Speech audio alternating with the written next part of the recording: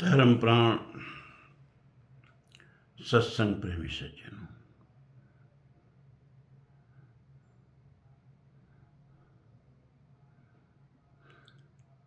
हमने सोचा है कि आज से पहले भगवान का स्मरण तब प्रवचन।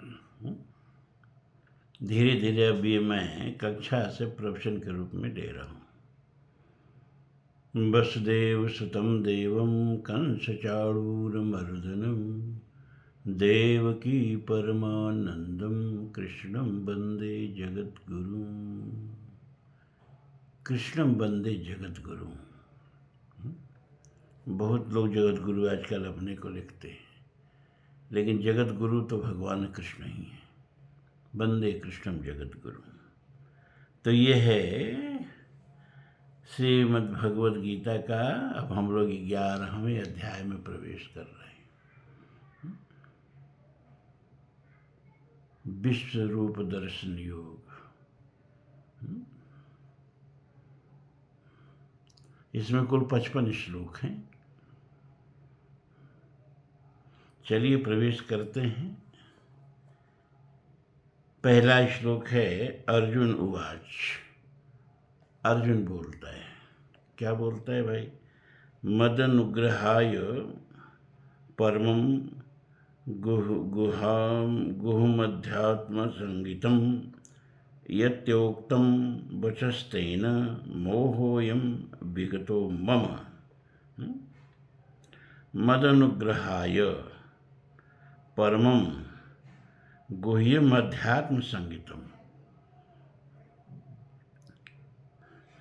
यत्त्वयोक्तं वचस्तेन मोहोऽयं विगतो मम। मद अनुग्रहाय यानी मेरे ऊपर अनुग्रह करके, चाहे अनुग्रह करने के लिए,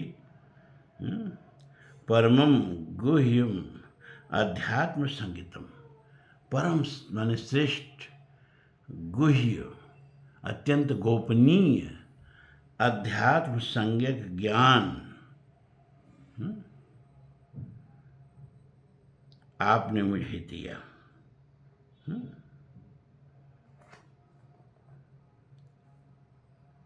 यत् युक्तम, यत् त्वया उक्तम वचः तेन मोहम अयम विगतः मम। आपके उस कहे गए वचन से मेरा जो मोह है वो विगत हो गया, दूर हो गया। फिर से देखें, शब्द अपने ही अपना अर्थ बता देते हैं। मद अनुग्रहाय माने मेरे ऊपर अनुग्रह करने के लिए, परमम माने अत्यंत ही श्रेष्ठ, गुह्य माने अत्यंत गोपनीय, अध्यात्म संगीतम माने अध्यात्म संगीतम माने नाम, संज्ञा माने नाम, अध्यात्म संज्ञा वाले वचन आपने मुझसे कहे, जिससे मेरा मोह विगत हो गया, दूर हो गया, मेरा अज्ञान नष्ट हो गया। भगवान अर्जुन को युद्ध के लिए तैयार कर रहे हैं, संघर्ष के लिए, जीवन संघर्ष में कटिबद्ध होकर खड़ा होने के लिए। जीवन ही एक कुरुक्षेत्र है। और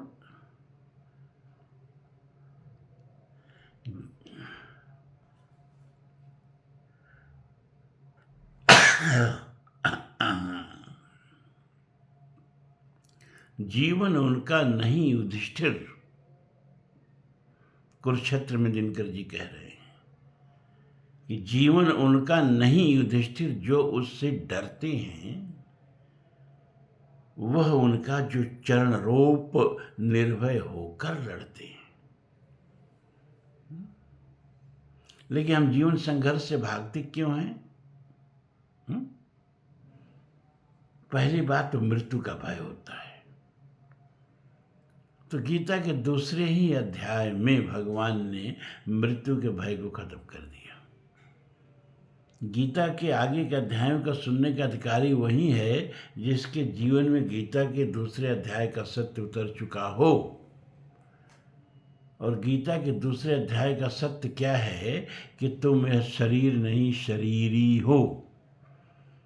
जैसे कोई अपने को घर समझ ले, शराब वराब पी के मस्त हो जाए और अपने ही को घर समझ ले, अरे भैया तुम घर नहीं, गृह नहीं, गृही हो।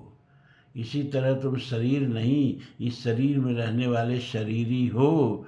तुम देह नहीं, इस देह में रहने वाले देही हो। हैं? तो पहले आपको आपसे परिचय कराया परमात्मा ने इस दूसरे अध्याय में कि मृत्यु से क्यों डरते हो, तुम्हारे तो मृत्यु ही नहीं है। न जायते मृते वा कदाचित न भविता। अरे न तुम्हारा जन्म है न तुम्हारा मरण है, न भविता भूत्वा वा न भूय, और न कभी हुए हो न कभी होने वाले हो। अजो नित्य स्वास्थ्य पुराणो, तुम अज हो माने अजन्मा हो, नित्य हो, शाश्वत हो। पुराणो माने प्राचीनतम हो, काल से भी पहले के हो, काल के अंदर नहीं हो, काल तुम्हारे अंदर है। न हन्यते हन्य माने शरीर, और इस शरीर के मारे जाने पर भी तुम नहीं मरते हो। इसी तरह से आत्मा की अमरता का जीवन में संदेश उतार करके भगवान ने पहले जीवन संघर्ष के लिए गीता योगी को तैयार करते हैं। तो वो आदमी तो गीता योगी हो ही नहीं सकता जो मृत्यु से डरता हो। जब बाबर केंद्रीय सत्ता को जीता और जब राणा सांगा से युद्ध के लिए आगे बढ़ने लगा तो उसकी सेनाओं ने हाथ खड़े कर दिए, अब हम और नहीं लड़ना चाहते इस पराये देश में आकर, अब चलिए लौट चला जाए। तो बाबर ने जानते उनके सामने क्या उपदेश दिया, बाबरनामा पढ़िए। उसने कहा, अरे अगर तुम इस युद्ध में मारे जाते हो, धर्म युद्ध में, तो जन्नत जाओगे, स्वर्ग का राज पाओगे, और अगर जीतते हो तो धरती का राज पाओगे। तुम्हारे दोनों हाथों में लड्डू है। ये वो जानते हो, ठीक गीता का उपदेश बोल रहा है, हत्वा वा प्राप्त से स्वर्ग, जित्वा वा मोक्ष से महिम।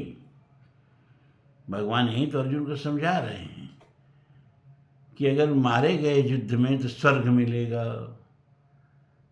और अगर जीत गए तो धरती का राज्य मिलेगा। ये दूसरी तैयारी। पहली तैयारी कि मरने से डरना नहीं है, दूसरी तैयारी ये कि मरने का सौदा कोई बहुत घाटा का सौदा नहीं है अगर किसी बड़े उद्देश्य के लिए मरते हो तो।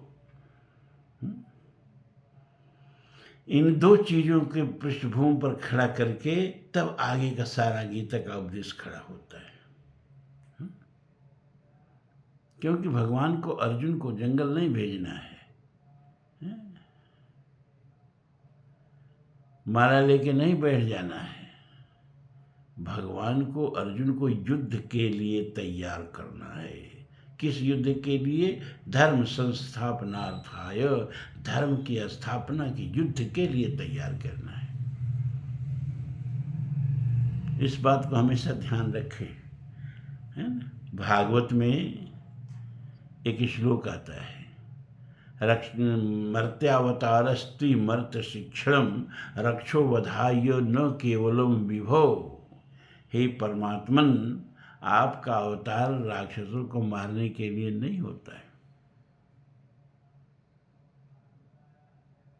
तो क्यों होता है? अरे भैया, किसी को मारने के लिए अवतार लेने की क्या आवश्यकता है?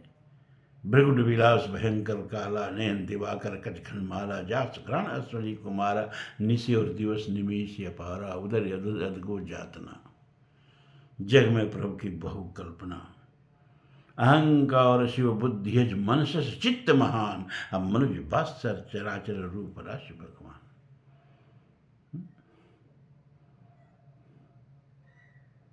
पलकों को पलके गिरे ब्रह्मांड चूर्ण हो जाए, एक रावण को मारने के लिए धरती पर है कहाँ? ये धरती इस ब्रह्मांड में कहाँ है? अगर ब्रह्मांड को एक उदाहरण देकर हम समझा रहे हैं कि अगर ब्रह्मांड को सहारा का रेगिस्तान समझ लो, जो दुनिया का सबसे बड़ा रेगिस्तान अफ्रीका में है, जिसका क्षेत्रफल भारत के क्षेत्रफल से भी ज़्यादा है ना, वो बालू का एक अगाध विस्तार, अगर पूरा ब्रह्मांड को एक उपमा देकर समझाने की कोशिश कर रहा हूँ कि उसको सहारा का रेगिस्तान समझ लो, तो उसमें अपना सौरमंडल जो है वो उस रेगिस्तान में एक बालू का कण है। धरती का तो पता ही नहीं कहाँ है। इस धरती पर कहाँ लंका, लंका में कहाँ रावण, और जो इस सारे पूरे ब्रह्मांड का नियामक है, जिसमें अपनी धरती की कोई गणना ही नहीं है, वो धरती के एक आदमी को मारने के लिए अवतार लेने वाला है ना। तो अवतार क्यों होता है? मर्त्यावतारस्तु मर्त्य शिक्षणम। आपका मर्त्यावतार जो होता है, मनुष्यावतार जो होता है, मनुष्यों के शिक्षण के लिए होता है। गीता में भी भगवान यही बात कहते हैं। भागवत में जो कहा गया ना, गीता में भी भगवान यही बात कहते हैं अर्जुन से, न पार्थ में वाप्तव्यम त्रिश्लोकेषु किंचन, उठ नहीं रहा है। न मे पार्थास्ति कर्तव्य त्रिश्लोकेषु किंचन, न वाप्तव्यम वर्त एव च कर्मणि, यदि हयम न वर्तेयम जातु कर्मण अतीन्द्रतः मम वर्तमान वर्तन्ते मनुष्याः पार्थ सर्वशः। उत्सीदीयुर्मे लोका न कुर्याम कर्म चेदहम शंकरस्य च कर्ता श्याम उपहन्याम इमाम प्रजा, यद्यदाचरत् श्रेष्ठ तत्तद्देवोत्तरो जनः स यत् प्रमाणं कुरुते लोकस्तदनुवर्तते। यदि हयम न वर्तेयम जातु कर्मण अतीन्द्रतः मम वर्तमान वर्तन्ते मनुष्याः पार्थ सर्वशः। साफ साफ गीता के तीसरे अध्याय में कह दिया। अब किसी के समझ में आए तब तो। हमारे यहाँ धर्म ग्रंथ जो है ना, आचरण का विषय नहीं होते हैं। हमारे यहाँ धर्म ग्रंथ जो है पूजा का विषय होते हैं। रामायण को रख के उसको आरती दिखाएंगे, गीता को रख के उसको आरती दिखाएंगे, मंदिर में जाएंगे तो मूर्ति को आरती दिखाएंगे, लेकिन उस मूर्ति का आदर्श जीवन में उतरने नहीं देंगे। धर्म ग्रंथों में जो लिखा है उसका आदर्श जीवन में उतरने ही नहीं देंगे। खाली आरती दिखाएंगे, पूजा करेंगे, क्योंकि उसी में पुण्य है, उसी में सदगति है, ऐसा मानते हैं। गलत मानते हैं। जीवन में धर्म ग्रंथों में जो लिखा है उसको अपने भीतर उतरने तो दीजिए। भगवान कहते हैं कि अर्जुन, मुझे प्राप्त करने के लिए अब कुछ शेष नहीं है। मैं काहे लिए अवतार लेता हूँ भाई? क्या प्राप्त करने के लिए अवतार लेता हूँ? सारा ब्रह्मांड मेरे चरणों में धूल की तरह चिपका हुआ है। इस ब्रह्मांड में क्या पाने के लिए मैं ब्रह्मांड में आना है? क्यों आता हूँ? क्योंकि मम वर्तमान वर्तन्ते मनुष्याः पार्थ सर्वशः। सभी मनुष्य मेरे ही दिखाए हुए रास्ते पर चलने का प्रयास करते हैं। तो यदि हम बार बार अवतार लेकर के और इस मानवता के पथ को, कर्तव्य के पथ को प्रशस्तित न करें, आलोकित न करें, तो ये कर्तव्य का, सत्कर्म का पथ जो है नष्ट भ्रष्ट हो जाए, अब पूरी हमारी प्रजा नष्ट भ्रष्ट हो जाए, दिग्भ्रमित हो जाए। इसीलिए मुझको बार बार मनुष्य रूप धारण करके और कर्तव्य के पथ को प्रशस्त करने के लिए अवतार लेना पड़ता है। रावण को मारने के लिए नहीं, अपने युग के रावणों को कैसे मारा जाता है। कंस को मारने के लिए नहीं, अपने युग के कंसों को कैसे मारा जाता है ये सिखाने के लिए अवतार लेता हूँ। लेकिन हम सीखने को तैयार नहीं हैं। हम सीखने को तैयार नहीं। जिसका भगवान रथ हाँक रहे हैं उसके लिए तो लड़ ही नहीं रहे हैं। कहा मैं शस्त्र नहीं उठाऊंगा, तुमको अपनी लड़ाई खुद लड़नी होगी। क्योंकि अर्जुन, अगर मैंने तुम्हारी लड़ाई लड़ दी तो लोग यही कहेंगे कि जैसे अर्जुन की लड़ाई लड़ दी, भगवान हमारी भी लड़ाई लड़ दो। भगवान किसी की लड़ाई नहीं लड़ता। आपकी समस्याएं आपके सामर्थ्य के अनुसार मिली है और आपकी उस समस्या को हल करने के लिए उसी हिसाब में आपको शक्ति मिली है, आपको पुरुषार्थ मिला है, आपको दो दो हाथ मिला है। अपनी समस्याओं के लिए खुद जूझो, खुद लड़ो, खुद उनका समाधान करो, या तो उसे मिटाओ या तो खुद मिट जाओ। भगवान चुपचाप देखता है आपको संघर्ष करते हुए। कोई सहायता अर्जुन की नहीं किया तो आप भी करेगा। इसलिए किसी शायर ने सही लिखा, हम ही को तोड़ना होगा भरी महफिल का सन्नाटा, सभा में जब गुहारें द्रौपदी की बेअसर होंगी।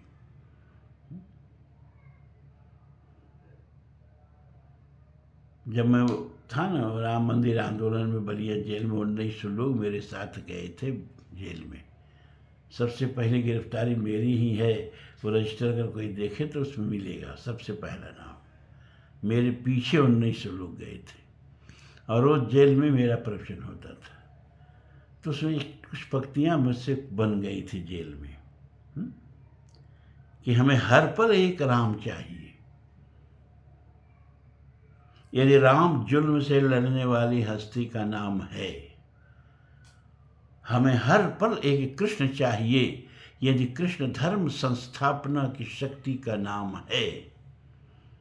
एक सीता समूची नारी जाति का सतीत्व नहीं है, महज द्रौपदी ही हर नारियों का व्यक्तित्व नहीं है। हमें हर सीता हर द्रौपदी के चीख का इंतकाम चाहिए। हमें अयोध्या में ही क्यों, इस देश के हर घर में एक राम चाहिए। गीता इसी उद्देश्य के लिए कही गई है। ये अर्जुन को ही नहीं तैयार कर रहे हैं कुरुक्षेत्र के लिए, ये हर गीता योगी को तैयार कर रहे हैं जीवन के महासमर में अर्जुन बन के कटिबद्ध हो जाने के लिए।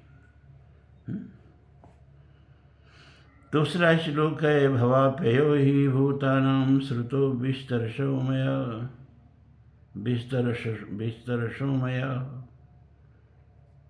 त्वत्तः कमलपत्राक्षः महात्मपि चाव्ययम्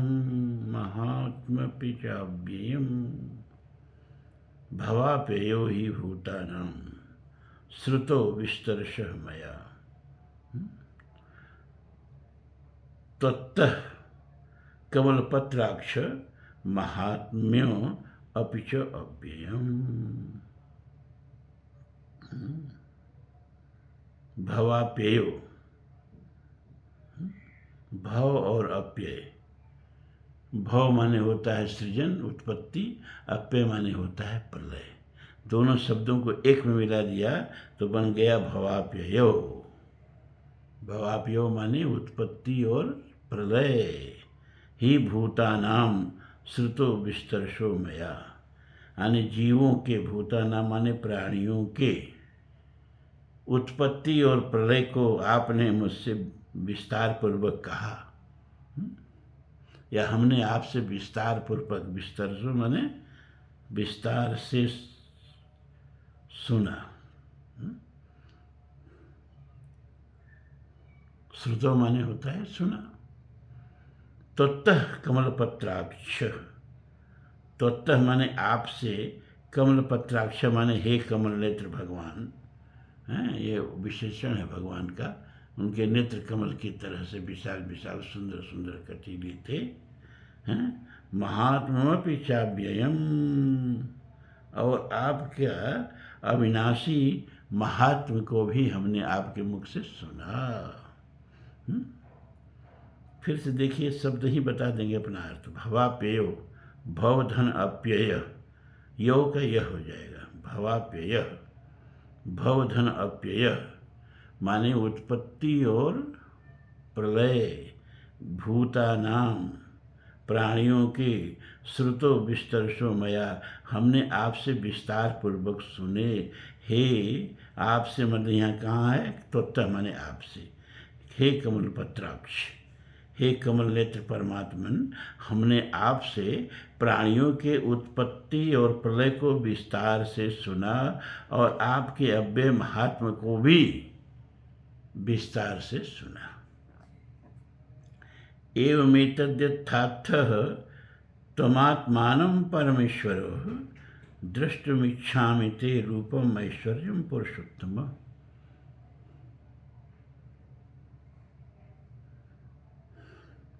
एवं एतत् यथा आत्थ, एवं माने ऐसा ही है, एतत् यह सब कुछ, यथा माने जैसे, आत्थ माने कहा, तुम माने आपने, आत्मानम परमेश्वर, आत्मानम माने अपने बारे में, हे परमेश्वर, यानी हे परमेश्वर, तुम आत्मानम, अपने बारे में आपने जो कुछ कहा वह ठीक ही है, वह सत्य ही है, वह ऐसा ही है, हैं? एवं माने ऐसा ही है, यथा माने जैसा, आत्म माने आप कहते हैं, आत्मानम अपने बारे में, हे परमेश्वर, आप अपने बारे में, अपने विभूत के बारे में, अपने ऐश्वर्य के बारे में जैसा कहते हैं सत्य ही है। अर्जुन यहाँ संदेह नहीं करता है, लेकिन फिर भी प्रमाण मांगेगा। भी आगे देखिए, दृष्टुमिच्छामि ते रूपम ऐश्वर्यम पुरुषोत्तमम, हे पुरुषोत्तम, पुरुषों में उत्तम परमात्मन भगवान, आपके उस ऐश्वर्य रूप को मैं देखना चाहता हूँ। बात आ गई ना, सुनने से काम नहीं चलेगा, देख आइए, हम उसको देखना चाहते हैं।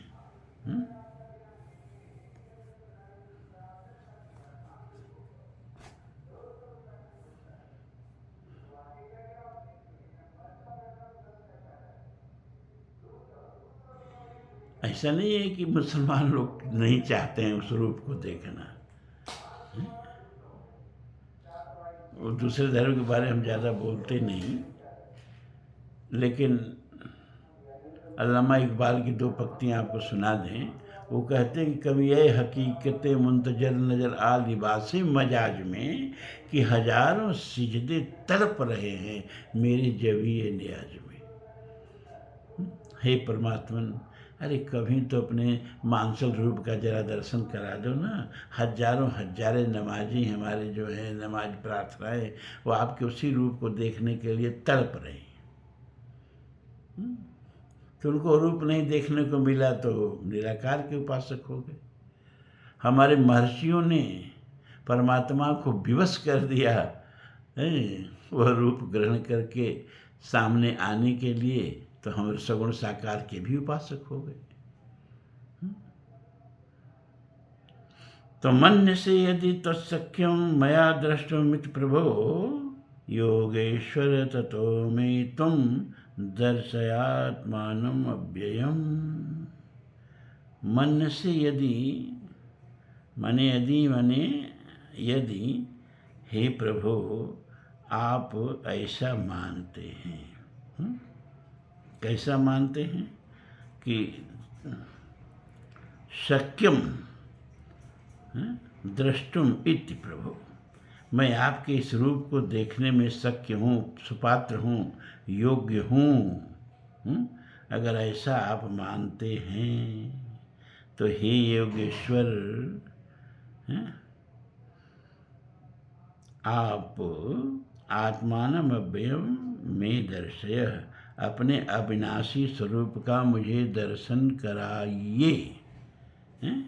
मन से यदि, यदि ऐसा मन से माने मानते हैं, तत्शक्यम मया दृष्टिम इति प्रभु, कि वह रूप मेरी दृष्टि में आने में शक्य है, या मैं उस रूप को देखने में समर्थ हूँ, तो हे योगेश्वर, मुझे अपना वह अव्यय स्वरूप का दर्शन कराइए।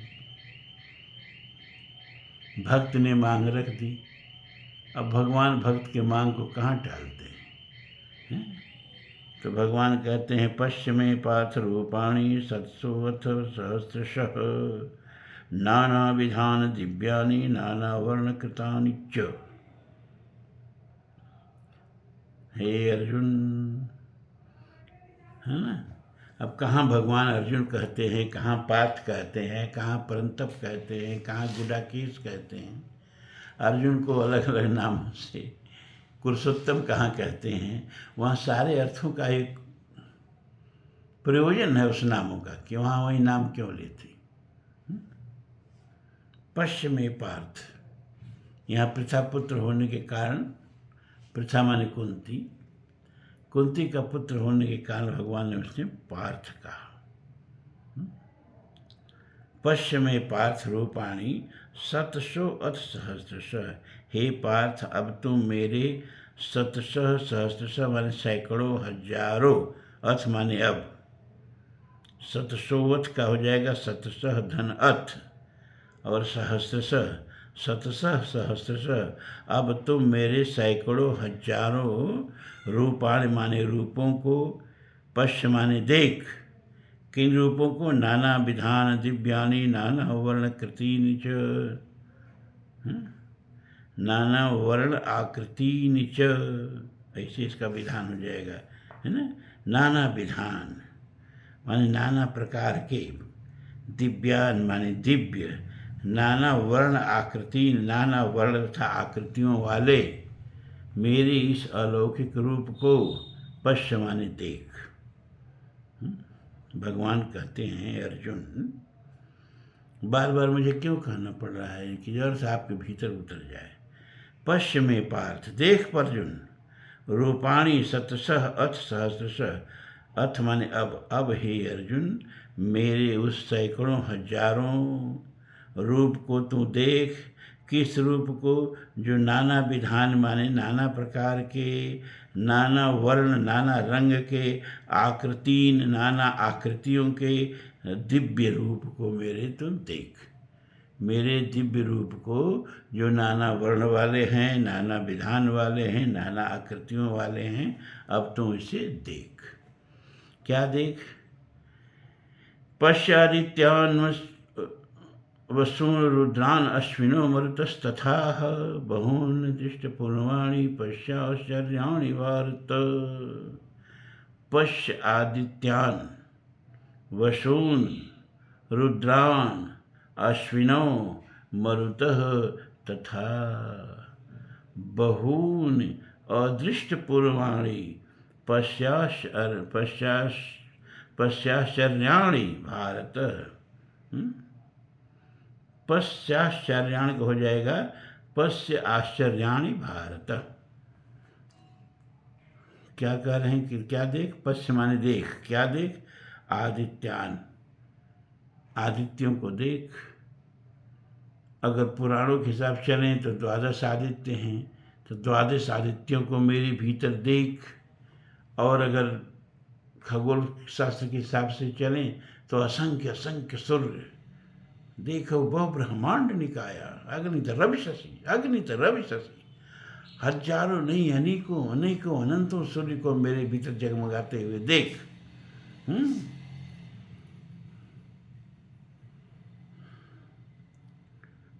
वसून, आठों वसुओं को, रुद्रान, 11 रुद्रों को, अश्विनों और शनि कुमारों को, और 49 मरुतस तथा 49 मरुतों को, पश्य माने देख।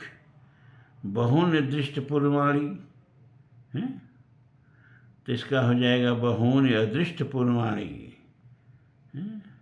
जो पूर्व में कभी किसी के द्वारा नहीं देखे गए।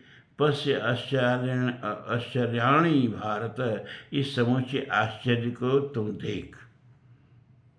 पश्य शब्द 2 बार आया, पश्य शब्द पर जोर दे रहे हैं कि देख, क्या देख, आश्चर्याणि, यह महत आश्चर्य देख। उदयाचल मेरा तिप्त भाल, भूमंडल वक्षस्थल विशाल, भुज परिध बंध को घेरे हैं, मैनाक मेरु पग मेरे हैं, दीप्ते हैं जो नक्षत्र निकर, सब हैं मेरे मुख के अंदर। बड़ा सुंदर अनुवाद का दिनकर जी ने किया। तपस्यादित्यान वसून रुद्रान अश्विनो मरुतस्तथा बहून दृष्टपूर्वाणि पश्चाश्चर्याणि भारत। हे भरतवंशी अर्जुन, भारत भरतवंशी अर्जुन। भरत कौन?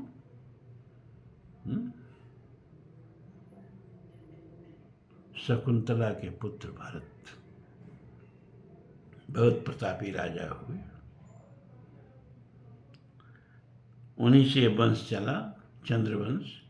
इसीलिए कह रहे हैं, हे भारत यानी हे भरतवंशी अर्जुन, आदित्यान माने 12 आदित्यों को, वसून 8 वसुओं को, रुद्रान 11 रुद्रों को, अश्विनी दोनों अश्विनी कुमारों को और 49 मरुतों को देख, तथा बहुत से पहले न देखे हुए आश्चर्यों को बहुन अदृष्ट पुरवाणी। बहुन माने बहुत से, अदृष्ट पुरवाणी माने पूर्व में न देखे हुए, आश्चर्याण माने आश्चर्यों को, पश्य माने देख। यह कस्थम जगत कृष्णम पश्चाद सचराचरम मम देहे गुडाकेश यच्चानिर्दिष्टुमिच्छसि। पद विच्छेद करेंगे। यह कस्थम, यह एक स्थम, जगत अलग हो जाएगा। कृष्णम बार बार बताए हैं, कृष्ण माने होता है संपूर्ण। कृष्णम पश्चाद्य का हो जाएगा पश्य अद्य सचराचरम। मम देहे गुडाकेश यह चान्य दृष्टुमिच्छसि का हो जाएगा यत यच्च का हो जाएगा यत च अन्यत दृष्टुम इच्छसि। हे गुडाकेश, सारे नमान संबोधनों का अलग अलग मतलब है। जैसे गुडाकेश किस क्यों कर रहे हैं भगवान को यहाँ, इस सब पर जब मैं व्याख्या करने लगता हूँ तो एक अलग ही प्रसंग छिड़ जाता है। गुडाका कहते हैं निद्रा को, जो निद्रा को जीत लिया है उसको गुडाकेश कहते हैं। अर्जुन गुडाकेश से, क्योंकि महाभारत का युद्ध 18 दिन हुआ तो 18 दिन सोया ही नहीं। लेकिन ये आध्यात्मिक चर्चा है तो यहाँ गुडाकेश का मतलब होता है कि मोह निशा सब सोव निहारा, देखें सुपन अनेक प्रकारा। सपने हो ही भिखार रिप रंग नाकपति हो, जागे हान लाभ कष्टि पंच सब को। लेकिन हे अर्जुन, तुम मोह निद्रा में सोने वाले संसारिक प्राणी नहीं हो। तुम मोह निद्रा को जीत करके जगे हुए प्राणी हो।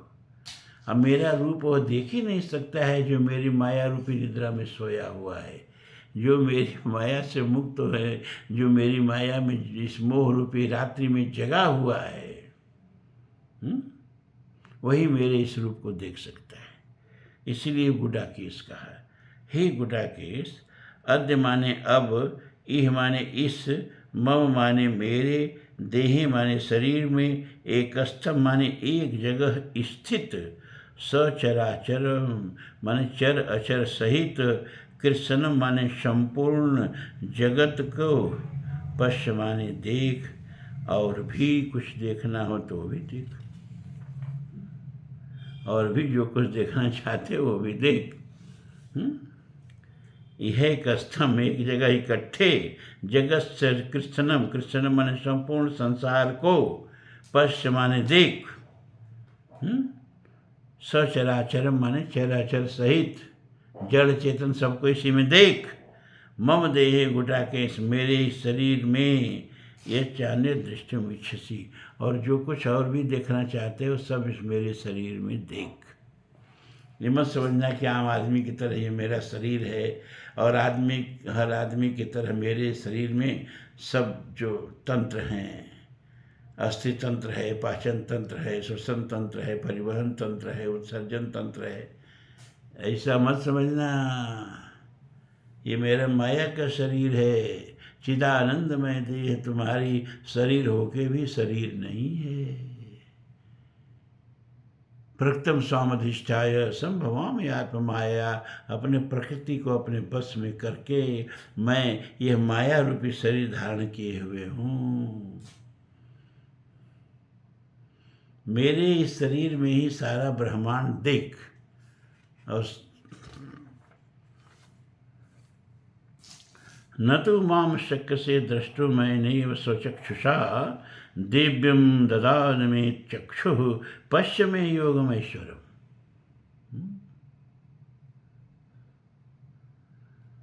न तो माम शक्य से, तू माने होता है परंतु, माम माने मुझको, अनेन स्वचक्षुषा इन अपने प्राकृत चर्म चक्षुओं से न द्रष्टुम देखने में समर्थ नहीं हो, न शक्य से समर्थ नहीं हो, इसलिए मैं तुझे दिव्य दृष्टि देता हूँ ताकि तुम पश्चिम योगमैश्वरम मेरे योग शक्ति को देख सक।